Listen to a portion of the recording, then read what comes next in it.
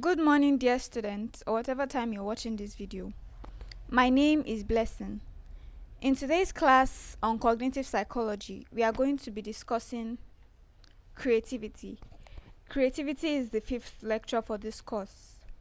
Today, we will discuss cognitive processes involved in creativity, factors influencing creativity, applications of creativity in cognitive psychology, and challenges and barriers to creativity.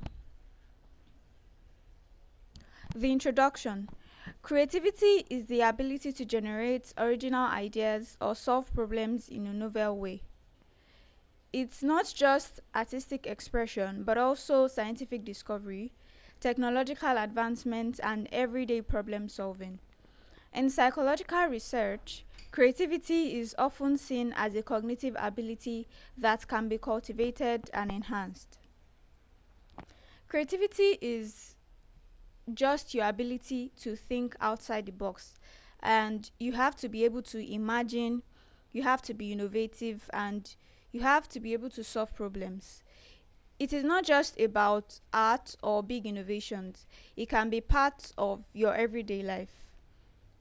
Cooking is being creative because you have to think about the right amount of ingredients to use to make sure that the meal comes out perfect.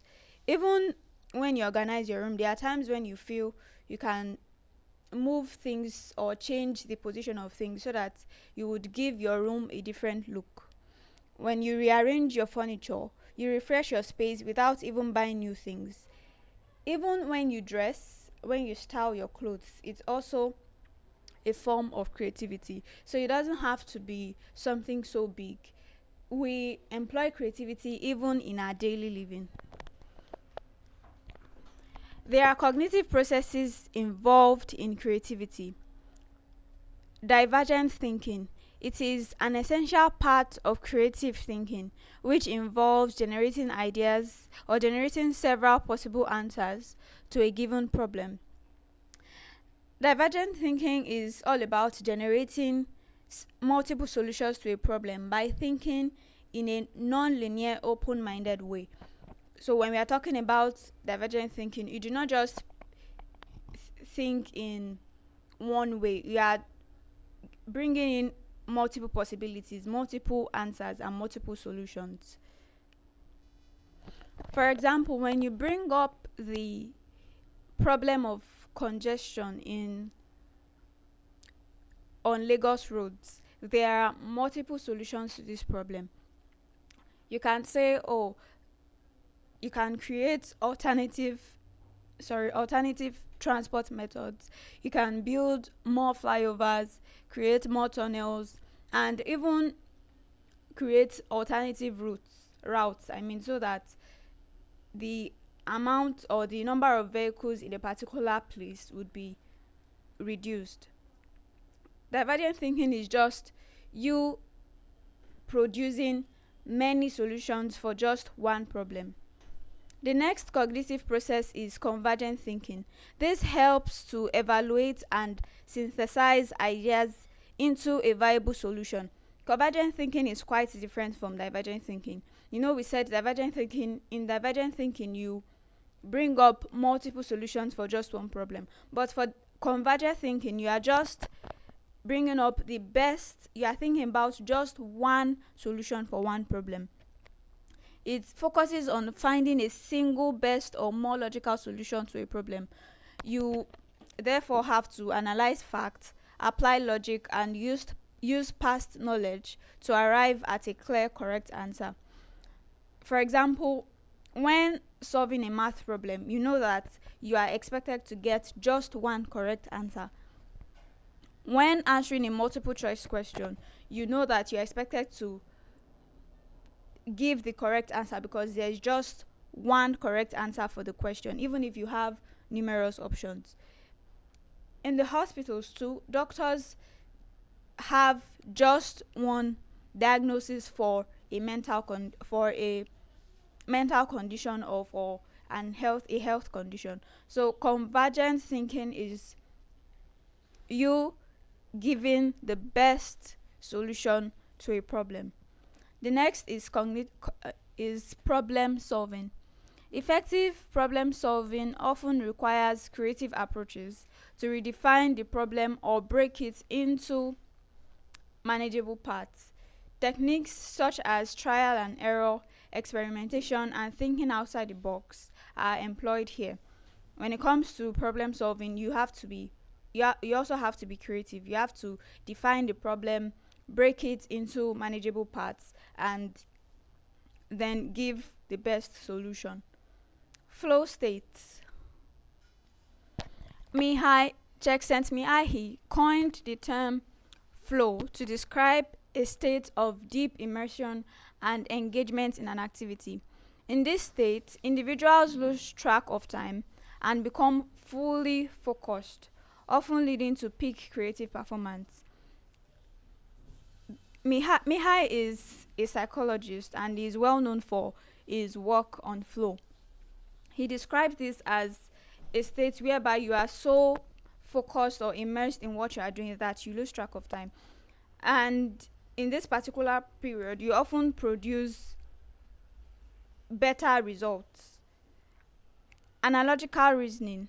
This allows for creativity by enabling individuals to draw parallels between seemingly unrelated concepts. For example, scientific breakthroughs often emerge when researchers use analogies from one field to inform their work in another, leading to creative insights and discoveries. Analogical reasoning has to do with comparing two different concepts, situations, or problems based on their similarities.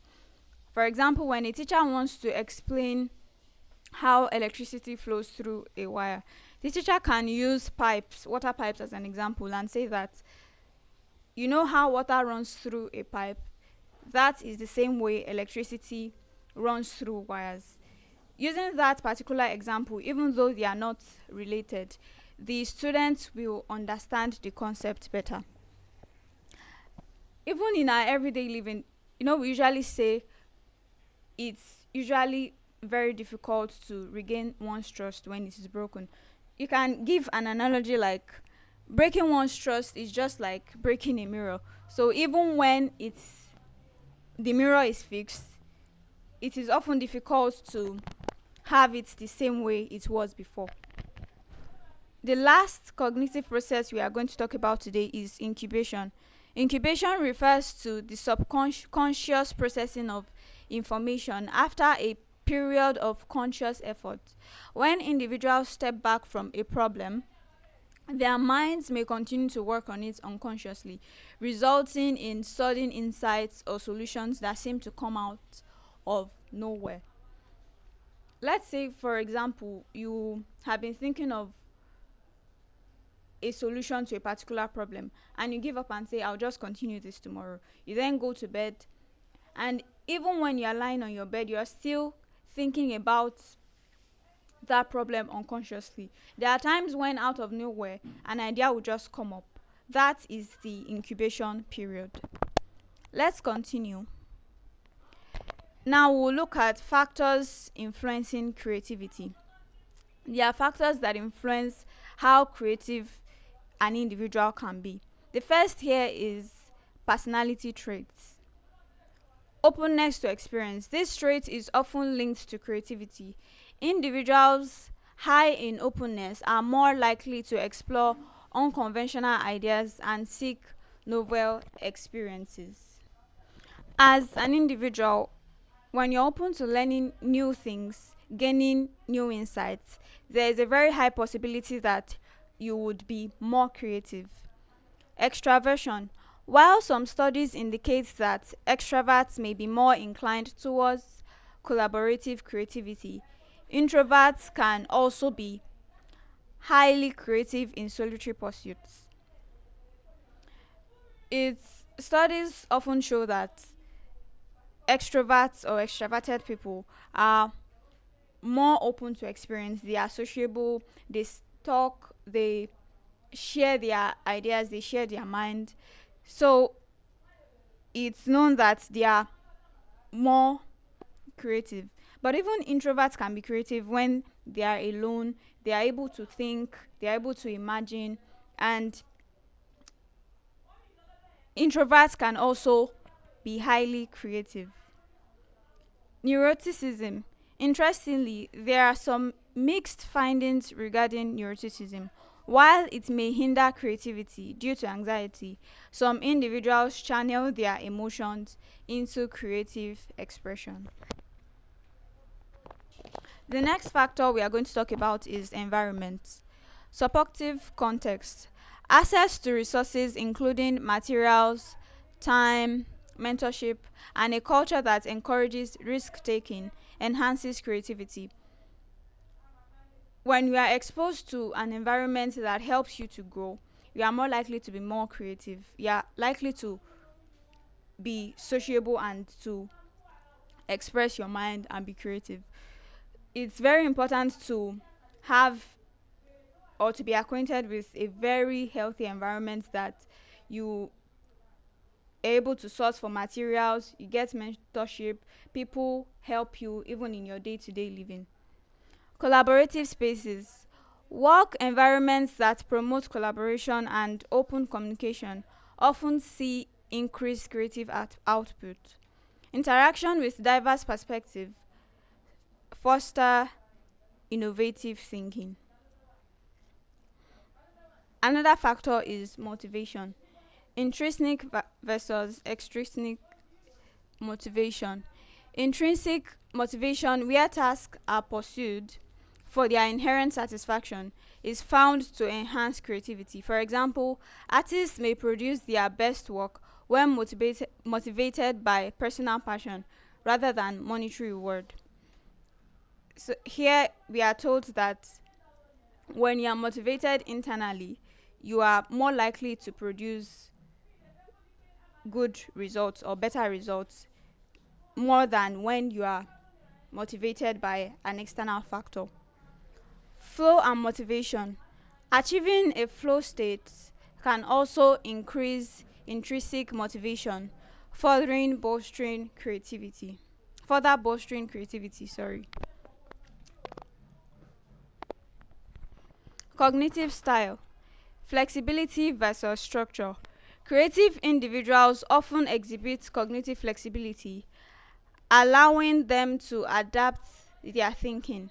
Conversely, those who prefer rigid structures may find it harder to engage in creative tasks.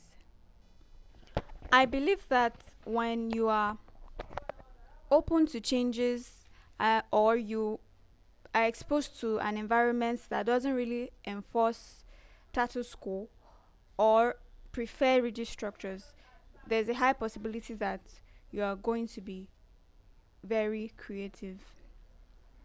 Social influences. Collaborative creativity. Working with others can spark creativity. Social interaction enhances the exchange of ideas and motivates individuals to explore new possibilities. When you interact with people more, when you are open minded, when you share ideas with people, it helps to open your mind to new possibilities. Group dynamics. The presence of dominant personalities can stifle creativity, leading to groupthink, which is a phenomenon where the desire for consensus overrides critical evaluation of alternative ideas. Cultural context. Cultural norms. Societies that value individualism often promote creativity, encouraging personal expression and innovation. In contrast, collectivist cultures may prioritize tradition and conformity, potentially inhibiting creative endeavors.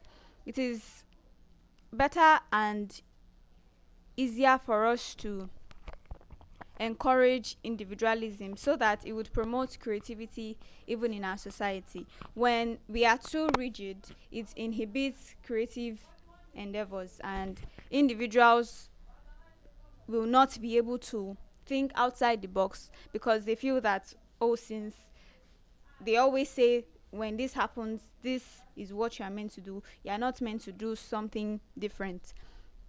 It doesn't help people to think or imagine new ways to solve a problem. Educational practices. Educational systems that emphasize creativity, for example, through project based learning, can nurture innovative thinkers, while rote learning may diminish creative capacities. Our educational systems have to be built in such a way that students are able to engage in activities that help them to think outside the box, activities that help them to bring up new ideas, so that even when they grow as individuals, they are able to employ creativity in other spaces and other fields. There are different assessments of creativity. Measuring creativity is a challenge due to its complex and subjective nature. You know, creativity has to do with an individual, a person, so it's highly subjective. This is a challenge because it doesn't really allow for efficient measuring. But there are some methods that are used to assess creativity. One is Thorne's test of creative thinking, TTCT. It was developed by Paul E. Torrance in the 1960s.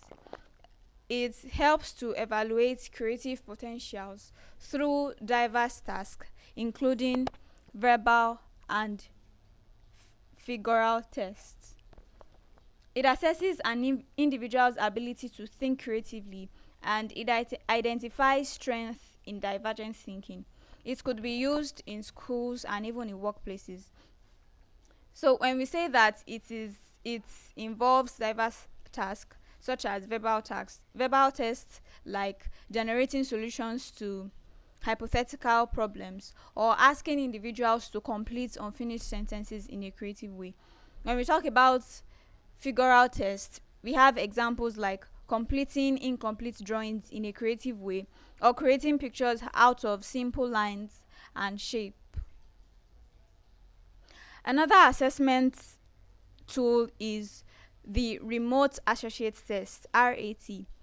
It measures convergent creativity by asking individuals to find a common word that links three unrelated words. It evaluates the ability to see connections and formulate associations, and this is a very crucial aspect of creative thinking.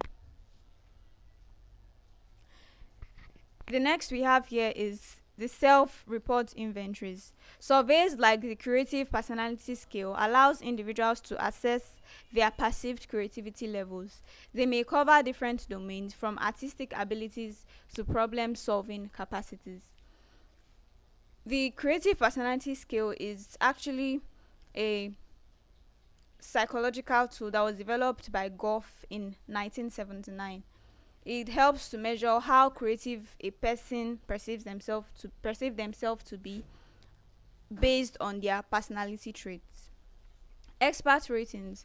In careers requiring creative output, for example, art, design, science, experts can evaluate creativity based on predefined criteria such as novelty, usefulness, and emotional impact of the work produced. Performance tasks. Engaging individuals in scientific creative tasks, such as writing a story based on random prompts or designing a new product, allows for real-time observation of creative processes and outputs. Performance tasks can be used especially in workplaces, in bigger organizations, and even small-scale businesses. We move to the application of creativity in cognitive psychology. The application of creativity extends across various domains, demonstrating its significance and utility.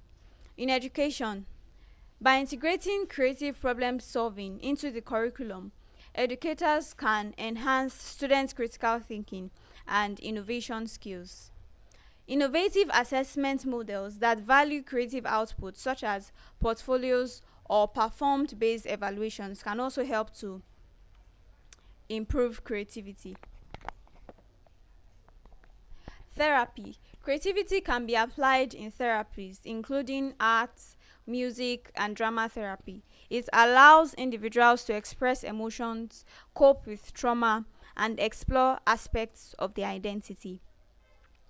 In businesses and in innovations, creativity can be used in problem solving workshops. Organizations often conduct workshops to leverage creative thinking for innovation. Techniques techniques like brainstorming, mind mapping, and design thinking are popular in corporate training. Organizations can help their workers by coming up with problem solving workshops so that it would increase productivity in their organizations. R&D enhancements. R&D means research and development. Research and development teams are increasingly being structured to promote diversity, collaboration, and free thinking, recognizing that creative inputs can yield transformative products and services. Technology and design. User experience, the UX design. Creativity is crucial in designing interactive technologies. Understanding user needs and employing creative thinking leads to innovative interfaces and products that enhance user engagement. Organizations, large scale businesses, small scale businesses can employ creativity when designing their brand logo or even their website to make it user friendly and attract more buyers or more customers. Gamification. Creative strategies to integrate gaming elements into non-game contexts, like workplace training, can boost motivation, engagement, and learning. Gamification is basically adding game-like elements into non-game activities to make it more engaging, fun, and motivating. An example is the Duolingo app. To learn a language, you are given streaks, XP points, and even badges to make it more engaging and fun. Teachers can use quiz games like the Kahoot to make learning fun too. Problem solving across disciplines. In fields like engineering, science, and healthcare, creativity is crucial for problem solving. Innovative solutions arise when professionals leverage creative thinking to tackle challenging problems, leading to advances in technology, treatment protocols, and system designs. We move ahead to discuss the challenges and barriers of creativity. The first is fear of failure. Individuals may avoid creative risks due to the fear of negative feedback or failure. This fear can inhibit exploration of new ideas and innovative thinking. When people are scared or worried about what people will think of them when they give ideas, or they are scared of failure or negative feedback from people, they tend to, it avoids or it tends to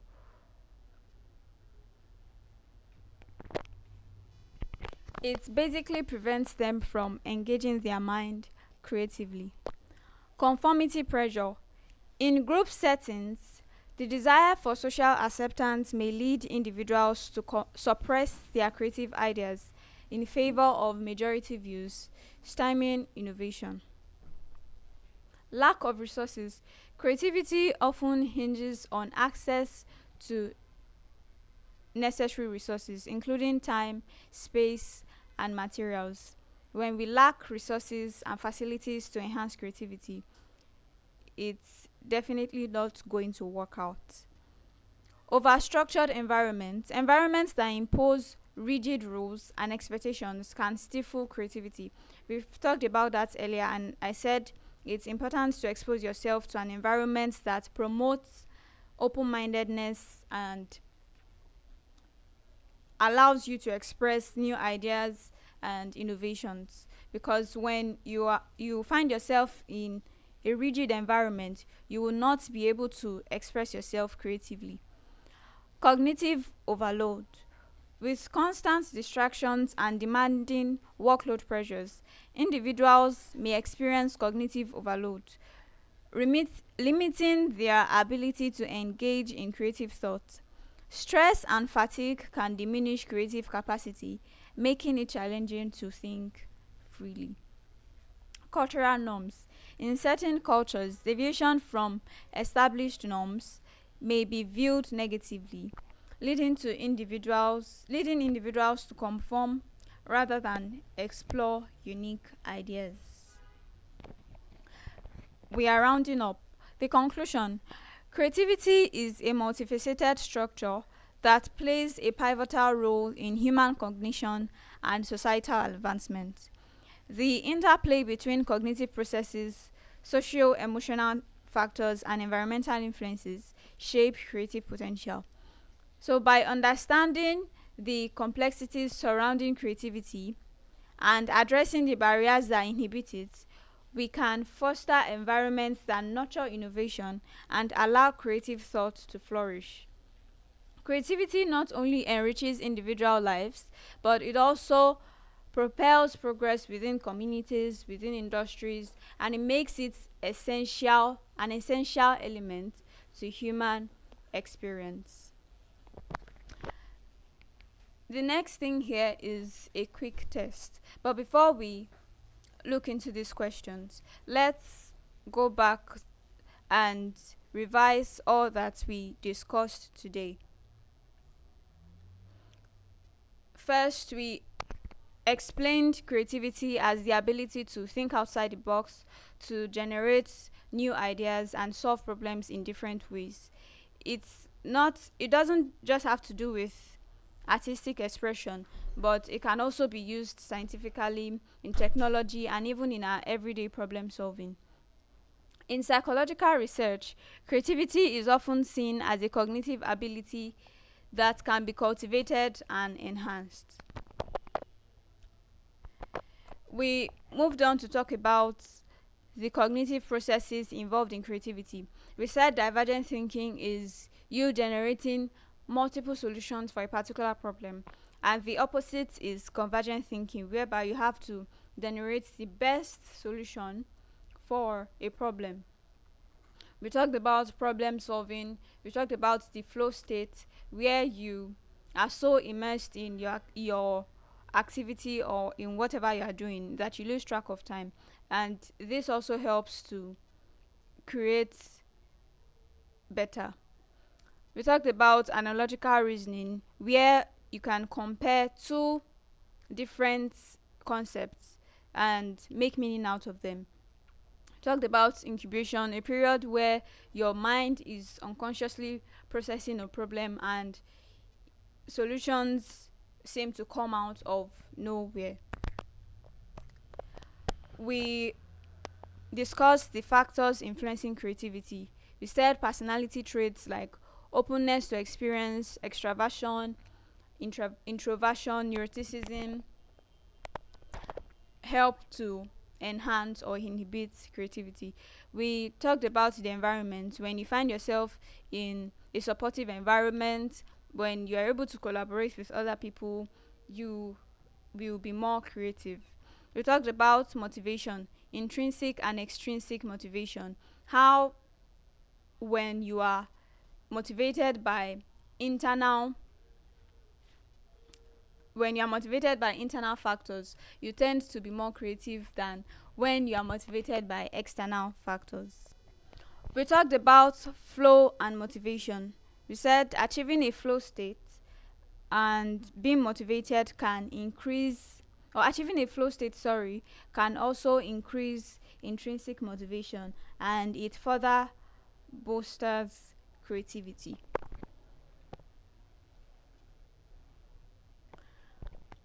We talked about cognitive style, flexibility versus structure.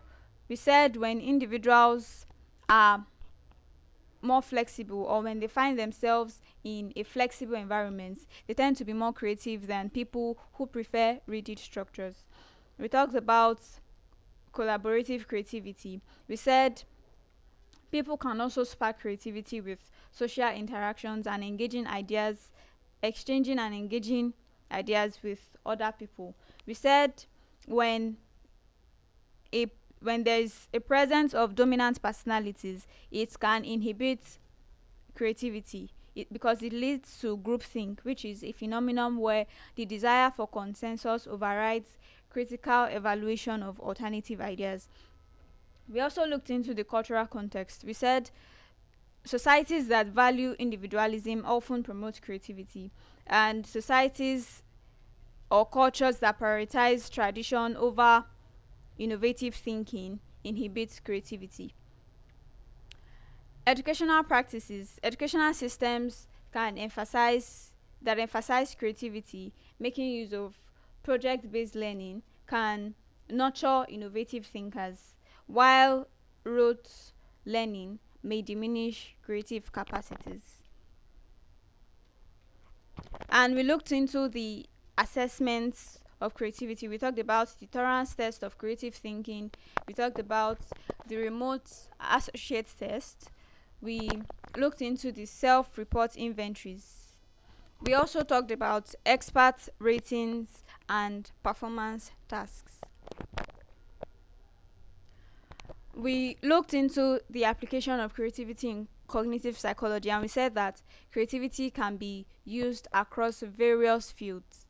It could be used in the education sector, and in the education sector when developing a curriculum or using innovative assessment models. We said creativity can also be used in therapy, in business, and innovation when organizations conduct workshops. They conduct problem solving workshops for their employees. Techniques like brainstorming and mind mapping are popular in those kind of corporate trainings, and it helps employees and even employers to be more creative and be open-minded. We talked about the research and development enhancement, and we said that they are increasingly being structured to promote diversity, collaboration, and free thinking, and they recognize that creative inputs can yield transformative products and services. We said creativity can also be used in technology and design. Organizations and businesses can make use of creativity when creating their brand logo or whatever, their website, to make it user friendly, and it helps to attract more customers.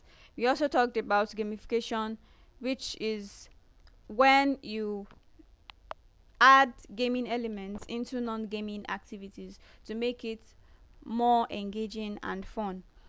And creativity can also be used in across many disciplines like engineering, science, healthcare, and all others, for problem solving.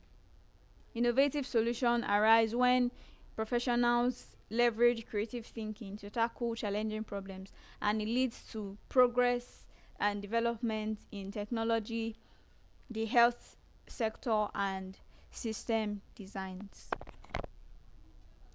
Lastly, we talked about the challenges and barriers of creativity. We talked about how fear of failure or fear of negative feedback can inhibit individuals from being creative. We talked about the conformity pressure. We talked about the lack of resources, overstructured environments, cognitive overload, and cultural norms. And we rounded up by saying that it's very important for us to employ creativity in our environments, in our workplaces, in our schools, in our classrooms, in our personal lives, so that it enriches our daily living and it brings about progress in our communities, in our industries, making it very, very essential for our human experience. We move to the questions. The first question here is, one of the key personality traits associated with creativity is, we talked about how personality traits is a factor that helps or inhibits creativity. We mentioned openness to experience, we mentioned extraversion or introversion, we mentioned neuroticism. So here we can say that the key personality traits associated with creativity is openness to experience.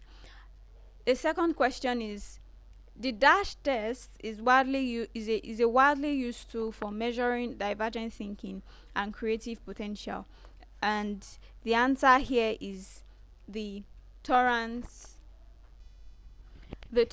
test of creative thinking that was developed by Paul Torrance in the 1960s. It is a widely used tool for measuring divergent thinking and creative potential.